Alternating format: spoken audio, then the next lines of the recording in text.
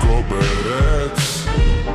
Není to Santa Horvát, pravec, všemi známý myslivec, co spravil nám doma naší pec. Jednou jel vodem přes Horvát holu oblíbenou Lesaves. Tam žil strýc a s ním pes, co jméno měl, nikoliv sex. Na oběd Horvát se sjel travkou a cementem. Čas nastal, on musel jet tam, odkud jsem přijel. Santa Horvát, Oravec, toho znal snad každý hlodavec. Santa Horvát,